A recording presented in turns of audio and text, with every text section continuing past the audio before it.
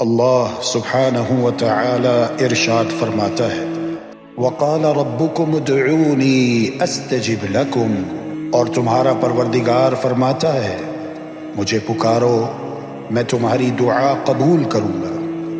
دعا صرف ایک عمل نہیں بلکہ ایک طاقت ہے، یہ کمزوری نہیں، مؤمن کی قوت ہے۔ جب ہم اللہ تبارک و تعالی سے کچھ مانگتے ہیں تو یہ ہمارے ایمان کی علامت ہوتی ہے کہ ہم اپنے تمام مسائل اور مشکلات کے حل کے لیے صرف اللہ ذو الجلال والاکرام پر بھروسہ رکھتے ہیں۔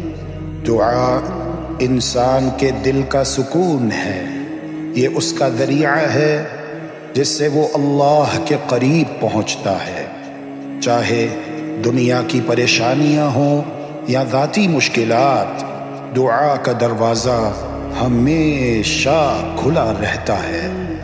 دعا کے ذریعے ہم اپنی زندگی کے مقصد کو بہتر طور پر سمجھ سکتے ہیں اور اللہ کی رضا کی سمت میں چل سکتے ہیں۔ دعا نہ صرف ہمارے دلوں کو سکون پہنچاتی ہے بلکہ ہمیں اللہ کی معافی، ہدایت اور رحمت کی بھی امید دیتی ہے۔